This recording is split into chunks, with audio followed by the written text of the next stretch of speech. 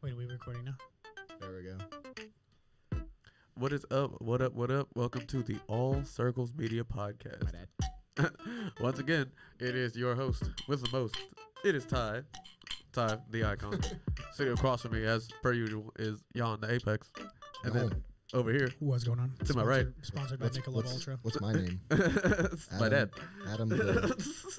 I'm not actually sponsored by Michelob Ultra, but they're gonna pay me to say that one day. That would be kind of Hopefully. cool. I mean, I'd be down. That'd be dope as shit, actually. Yeah, Michelob Ultra, Bud, Anheuser-Busch, call us. Or we could get Mamitas. All it takes is an email. They sponsor Caleb Presley. On Do they really? His Really? Sunday conversation. Hey, I'm down for whatever. That's funny as hell, actually. So, I'm going to put a question out to both of you guys. Get it started, because it's just a squad tonight. You know what I'm saying? We weren't able to secure a guest for this evening. But we'll come at you Hashtag again squad next week.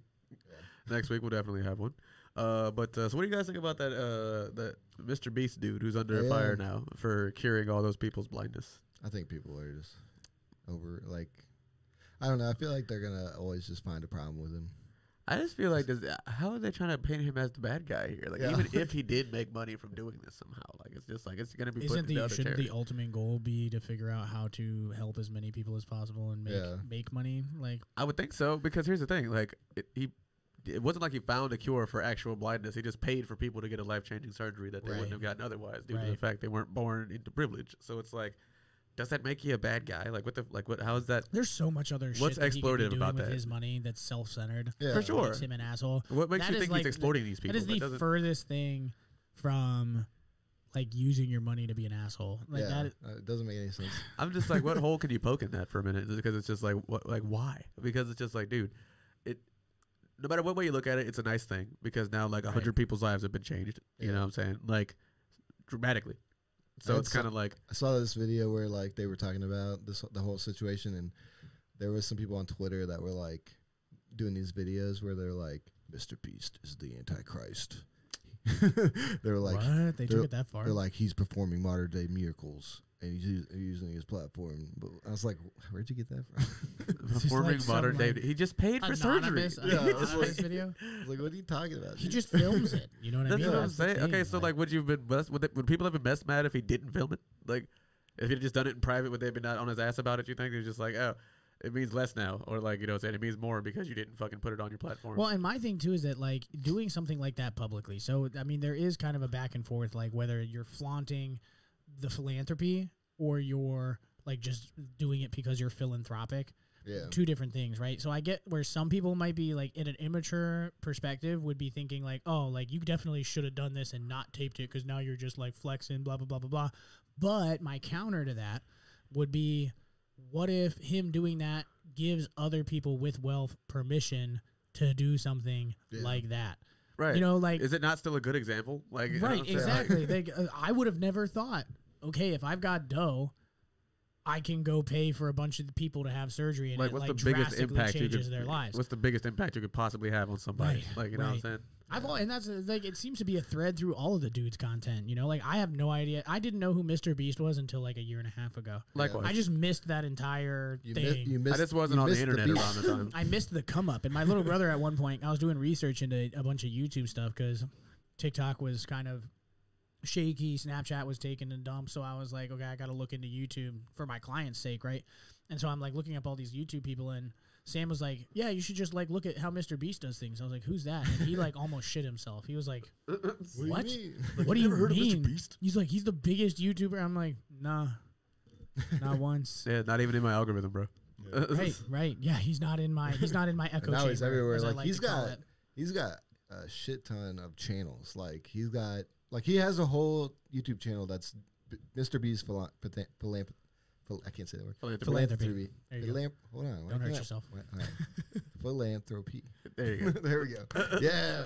Give me a round of applause for Adam. Yeah. Let's go. Took me a second. That's what happens when you got a sleepy brain. For some reason, I could not get it. But yeah, he's got a whole channel about that.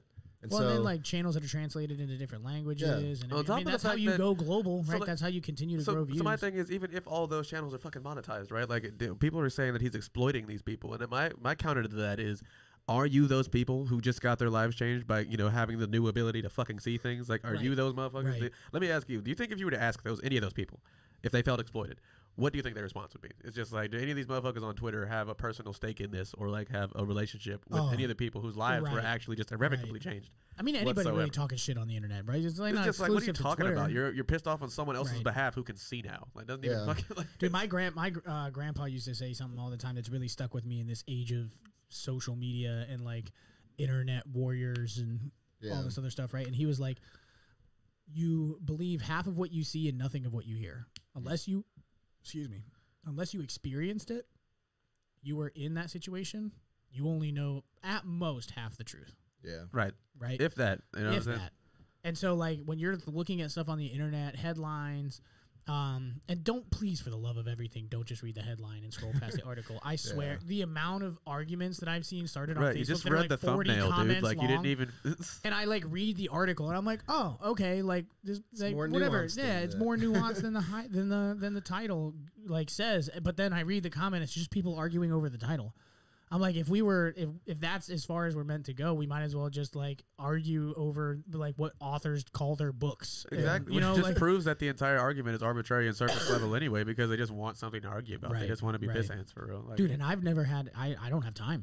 I just don't have time to give a shit. That's another reason what people are arguing about on that's social probably why you media. didn't get. That's probably why we both didn't hear about Mr. Beast until like just to write about now, because it's like it's one of those things where it's like, if I had enough money to do such a thing, I swear to God, like, despite what anybody would say, I'd be surprised. I mean, like, the only reason why I wouldn't have put it on the internet is purely because I don't do that shit now with my own content. So it's just like, you know what I'm saying? Like, it's just it's a guy who happens to have, you know, a fuck ton of cash that happens to be doing something that, let's say, Elon Musk or Jeff Bezos isn't doing with their money. Fair. You know what I'm saying? Fair. Like, let's just put it that way. You know what I'm saying? There was that one time where Elon Musk was like, if someone can come up with a plan to like end world hunger, like, let me know and I'll do it. And then like so many people were like giving him ideas, and then I haven't really heard anything. I was surprised out of like 1,000. You got to believe that the response from that must have been like so wild. And out of like the hundreds of billions of people that are on Earth, not one person came up with a solution that he wanted. Like, I refuse to believe that. There's got to be, not to say that to make light of the problem, to say that it's easy to fix,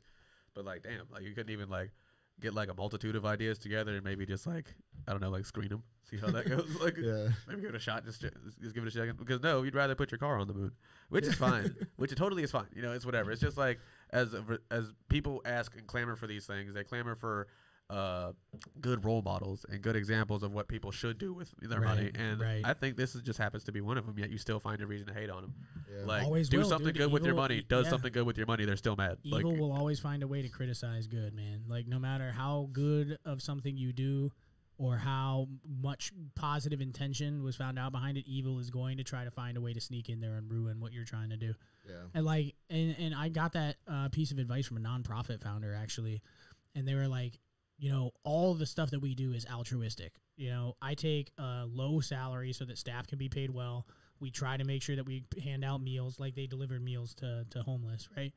And they're like, we try to make sure that we deliver meals and all this other kind of stuff. And then we still, like, get annihilated by people because they're like, you're taking all the resources from the food bank. And there's other areas, like, there's always going to be areas that are in need. You know, no matter how hard we work, there's always going to be, like, a 10% that are underserved. That's just the world in general. And so you have to, if you continually criticize the people that are willing to go out there and try to make shit happen, less and less people are going to want to get into the arena.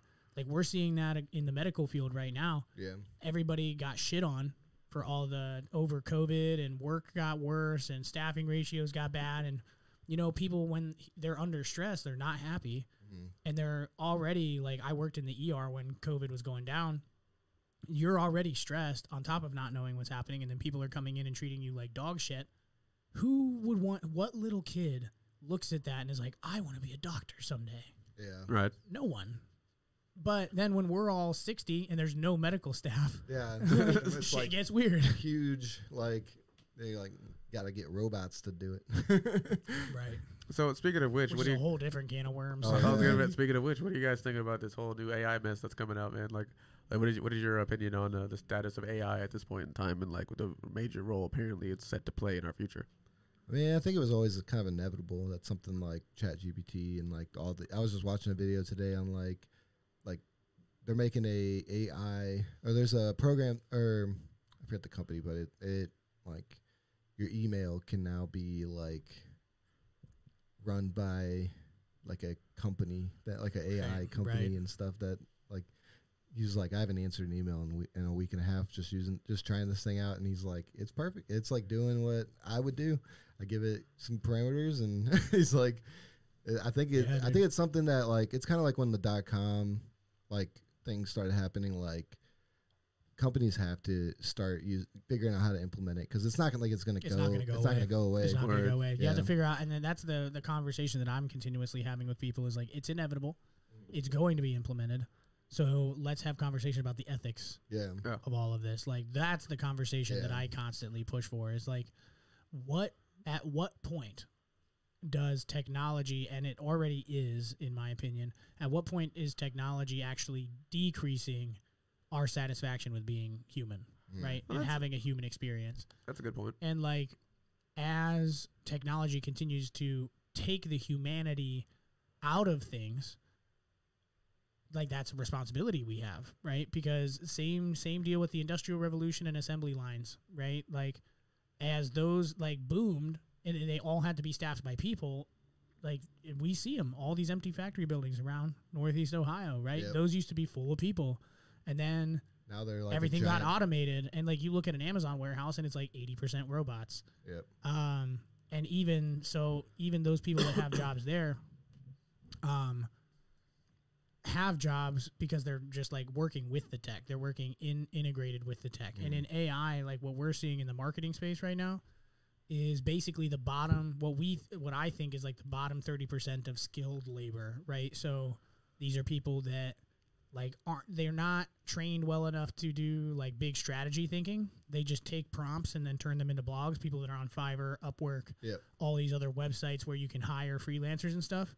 Their livelihoods are at risk because ChatGPT can give you 6 drafts of a blog, and then you just have to take those drafts and turn it into something writable.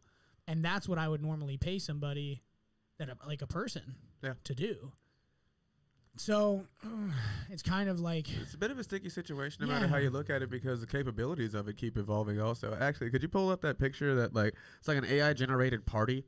Like this dude, my friend showed me a picture of it earlier. It's like the AI generates like a stock photo of what looks like a house party. There's like a bunch of what looks like realistic people enjoying themselves at a house party.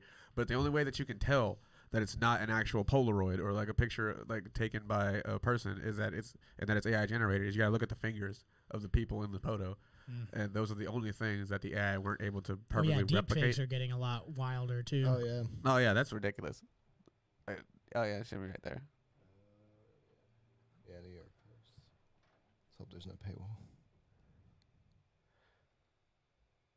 Yeah, so if these are the pictures. Oh yeah, those fingers do look. Yeah, but you gotta look. You gotta look at that, dude. That's weird. That's the only way you can really tell. So when you pull them up, and you just like start. That girl looks like she has too many teeth. I think so too.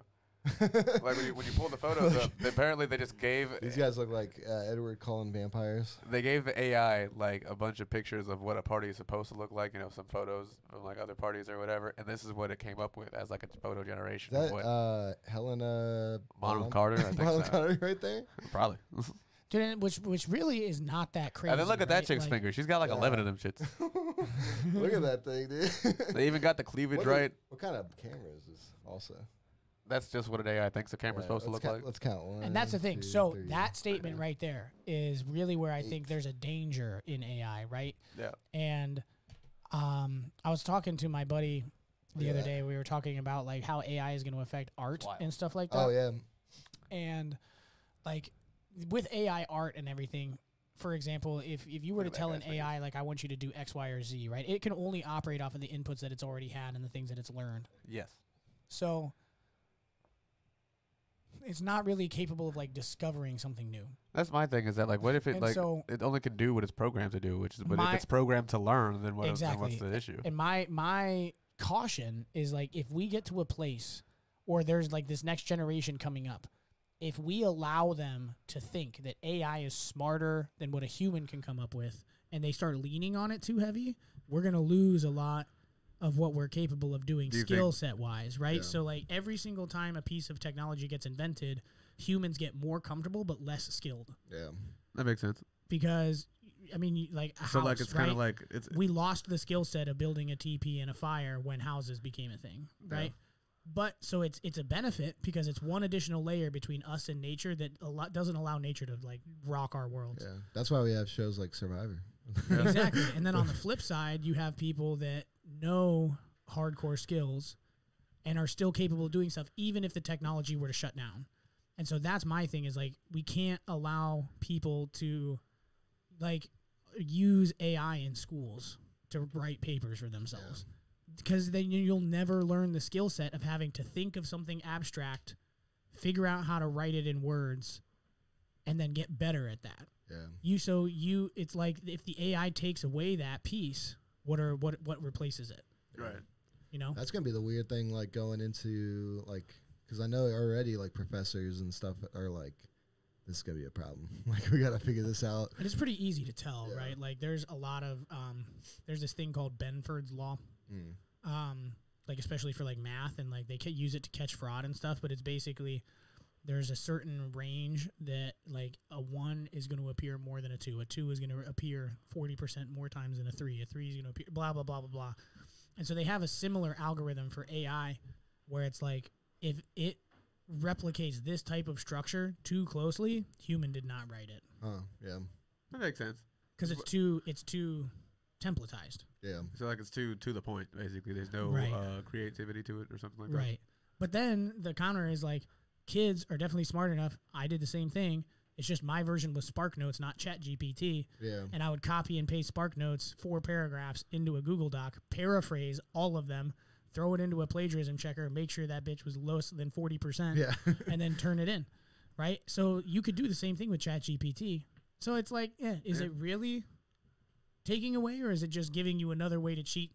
It's like It's the exact same thing that we had with the internet. Yeah. Basically, it's a bit goes back to the house analogy. Like now, instead of a TP, it's a whole house. Like this is their version of it because now they have a whole new avenue of learning how to get around this thing. Right. Kind of like that thing they did with in schools, that new math that they teach kids instead of like the, you know what I'm saying? Like it's just an adaptation that like I guess still works kind of, but it just complicates it. You know what I'm saying? Or uncomplicates it in most cases for real, which is why we get too complacent with these things for real. Right. Like like you said, we get more comfortable.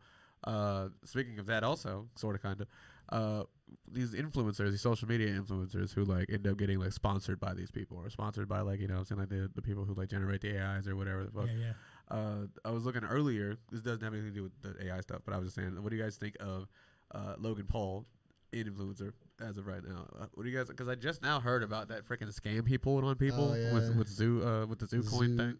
What was it? Zeus. I think it was like I forget the name of it. It was like Zoo coin or something like that. I don't pay attention to anything Logan Paul does, so I don't know. Oh, me neither. That's the only reason why I heard about it like just recently. Apparently, like he scammed a bunch of his friends. Not friends, fans. Scammed a bunch of his fans. With Well, this isn't the first time he's done it. Thing. Like he gotten into some He has pump a and dump. reputation. Yeah, like he did. There was a coin called Dink Doink. Dink Doink? Have you guys ever heard of that song?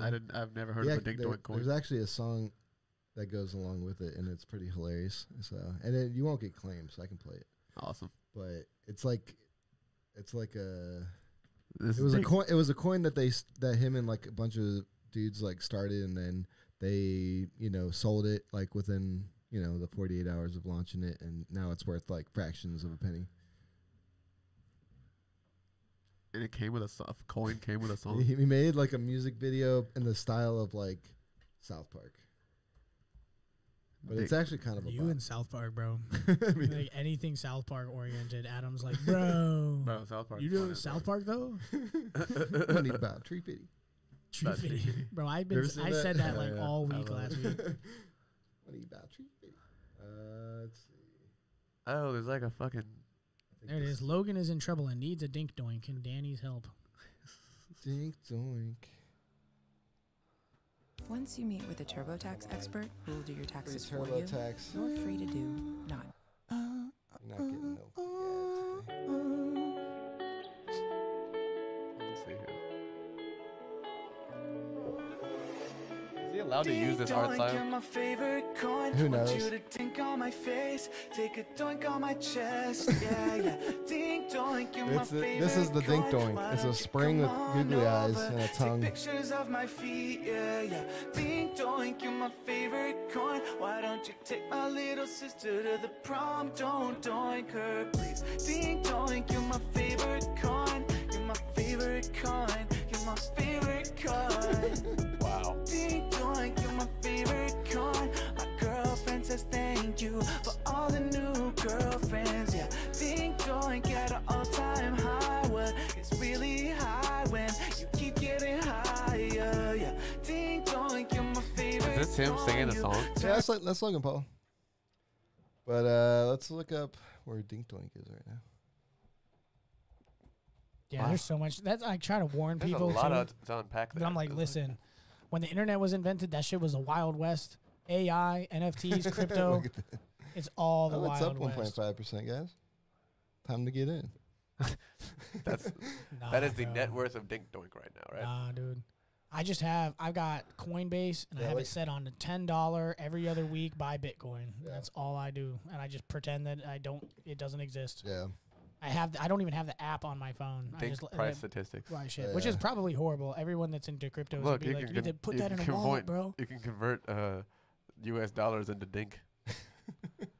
So it definitely dinked, but then it didn't go doink again.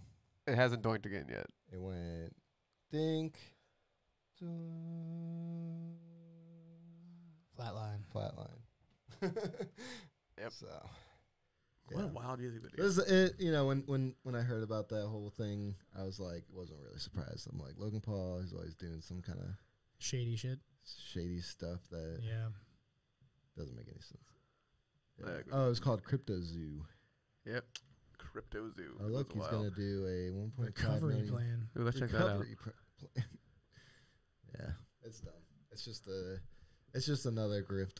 So back to our original point: Oh, yeah. Logan Paul versus Mr. Beast. Who are we bitching about more? Honestly. Right? Yeah. Exactly. Oh, yeah. People, sit come on. down, get out of here. Yeah. You got people scamming people. He had to put together a $1.5 million fund to help all the people he messed up. Right.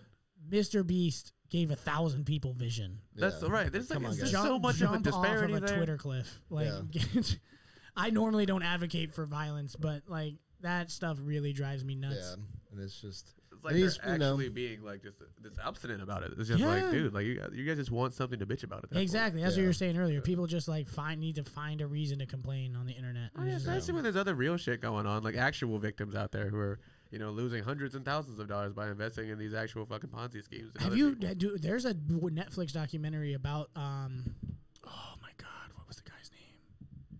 A $54 billion hedge fund. He was doing like,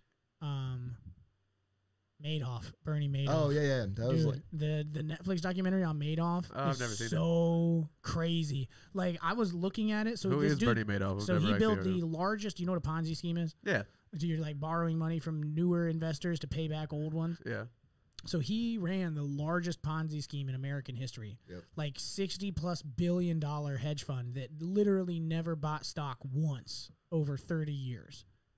How did it manage Wild. to stay fucking like viable? So that's the whole dude. Watch the documentary. It's wild as shit. Yeah. And it was literally all smoke and mirrors and like laws. And he paid off the SEC and like made it past this. And how'd the IRS not get him?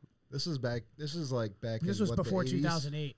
No, it was Or no, early It was ni- the 2008 2000. crash when all of this happened. Yeah. So the reason why he got caught is because the stock market crashed and he had to pay back all of his investors at once, and then he didn't have any money to pay them all back because the market crashed. So if the market would have kept going, he would whatever have money never he gotten did caught. get, whatever money he did get, he just like spent it on stuff like on himself. Yeah, dude, he like buying a jet, flying back and forth to France. Like his entire family was set up. He was in prison for like ever. Yep. Now What, he's- does the He family have to passed pay any away in reparations? 2001 or 21. But yeah, he got sued for a bunch. They recovered like $19 billion or something like that, and had to redistribute it and everything. But the craziest part about it for me was if the market wouldn't have crashed, he would have continued to get away with it for a lot longer, and that would have like grown the hedge fund even crazier. Which And people just didn't notice that he had never bought stock. Nah, because he was paying everybody back using everybody else's money. Yeah. So, like, as long as that system was working, everybody was like, wow, I'm making like 20% returns in a recession. I'm not going to question that. There was another one, actually, speaking of Bitcoin, it was called BitConnect, and it was basically a Bitcoin Ponzi scheme. Yep. Because, like, it was just, if you get more people to, connect to it, then you get, like... An internet pyramid scheme. Yeah, it's... Internet pyramid schemes, If it sounds too good to be true, it probably is. Usually is. Yeah, it usually is. And here's another prime example. Somebody that has billions of dollars, and it's all smoke and mirrors, right? Like, that's why I'm always an advocate for go out there and, like, just be an individual and work your ass off and make your own name. Right. Because if you have the ability to do something good with your money, then go ahead. Then go ahead and do it. But it's just like you got people out there who are actually pieces of shit who, who you should be complaining about. Yeah. And that's kind of like what the Wolf of Wall Street was doing too. They were like pumping, pump and dump, and they were. Yep, it can only last for so long before it's found out, Right. Like every scheme. You get a little bit too and big that's for the other your thing is that, like, I've been another point that I've been brought up with AI is, like, one of the dangers that I see ethically is who has enough privilege to have access to technology like that can accelerate their lives, right? So it's not all of the super poor people in the world. They're not going to benefit from AI. Yeah. Right? They might in some sort of weird trickle down effect that because somebody is, like, making more money or quicker, whatever, but it's actually probably going to affect them worse in the short term. Yep. And then on the flip side of the coin, like, we've been talking about all of these positive applications for AI. The people like Bernie Madoff exist. Right? Straight up. People like the Wolf of Wall Street exist. Yep. And AI is going to make it easier and more effective to be a criminal.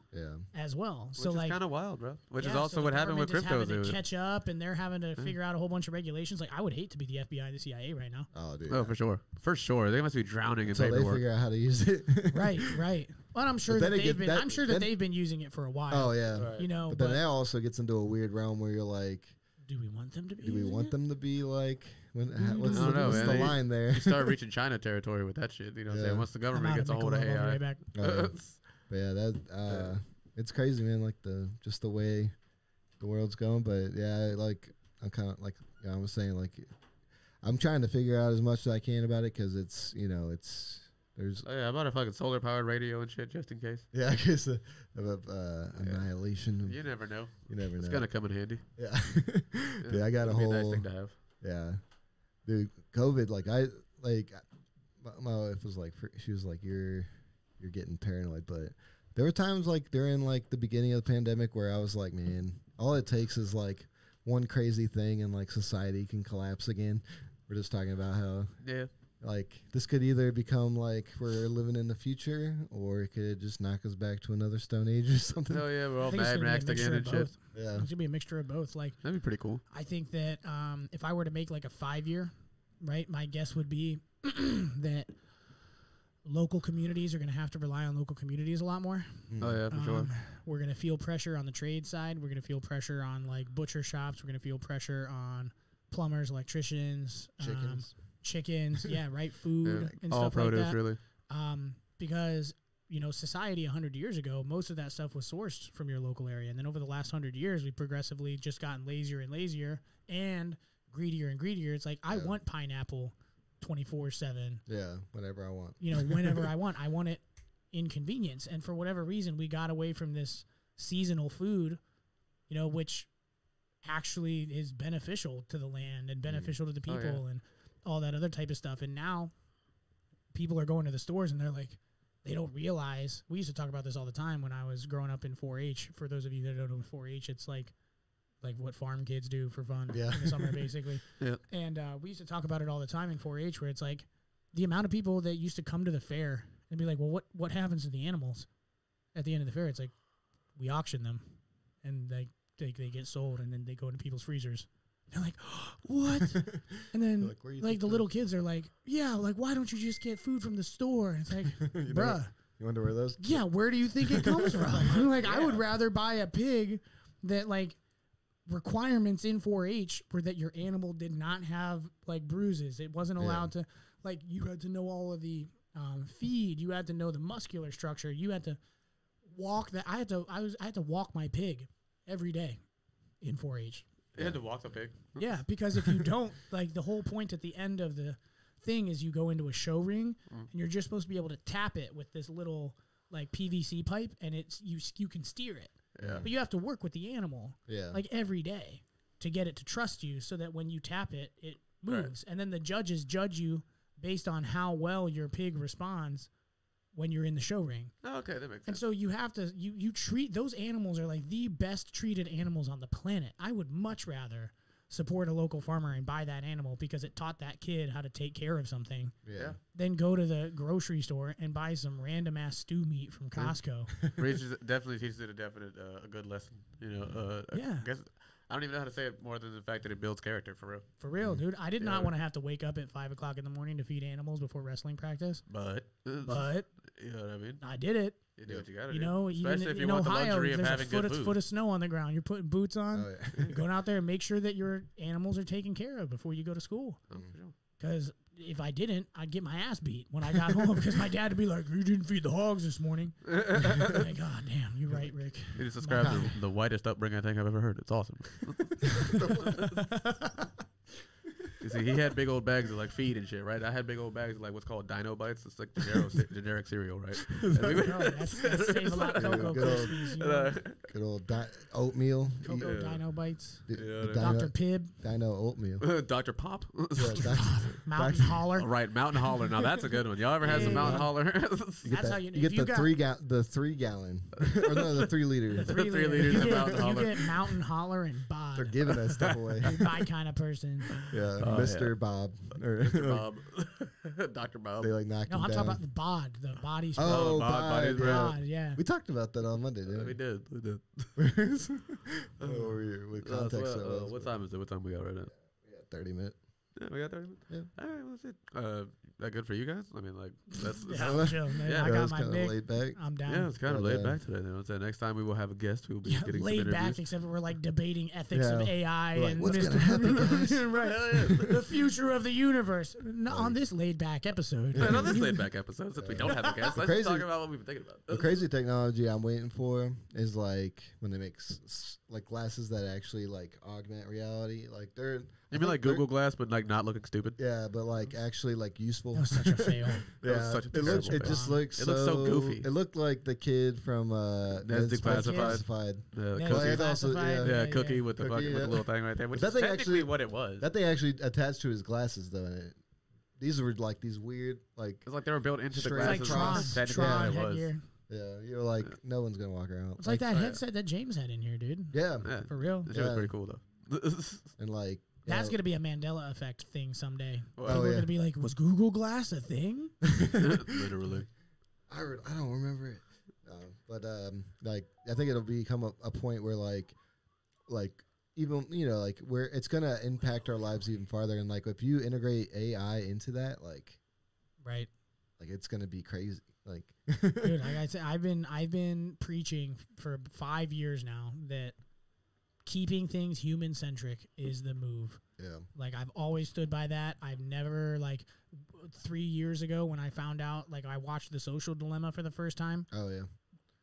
3 years ago, 80% of Apex's revenue was from social ads. 10% today. Wow. If that. Damn. As soon as I figured that out, I'm like, no. Yeah. I'm like, I'm not perpetuating this. I'm not going down in history as somebody that made his name on making money on human attention. Yeah. That's not how that's going to work. I'm going to work with people to teach them how to like tell their story and build community and help people build businesses and like do all that stuff. But there ain't no way in hell I'm going to go down as somebody that like made a marketing funnel and captured a bunch of people's attention and made millions of dollars off of it. Hell no. Right. This is not the way to go That's about a clip. That's a clip. Mic drop. Well, shit. I guess give them your socials then. Tell them. If you want to, you want to look me up and hear me talk shit about all the stuff I disagree with. Actually, you should check out the Apex podcast. That's where I do most of my shit talking. The LOC podcast as well. The LOC podcast is going to be coming out. Shout out Quebec Gibbons, my dude. One of the smartest men I've ever met in my life. And I don't say that about many people. So my socials, Jan looks like Jan, JAN _ Almasy on IG. You can find me on LinkedIn. That's where most of my stuff's hopping. I got a newsletter that only takes about 5 minutes to read every week. But I try to pump as much valuable information into that as I can. It's called 3 Things I Learned Last Week. Awesome. So check that out. And then apexcommunications.com if you are somebody that's looking to start a business. I'm here to help whatever way I can, especially if you're from the Stark County area. Give me a shout. Bada bing. You can find me at I Hate the Gram 23 on Instagram. They're going to pay me to say that one day because I do indeed hate the gram. And you can also find me at Ty_the_icon on Snapchat. But only add me on those things. And then all Circles Media, Adam Robb. Just search my name. I'll pop up somewhere. Yeah. But yeah. All right, and that's it. Thank you. And good night. Deuces. Oh, no. Please.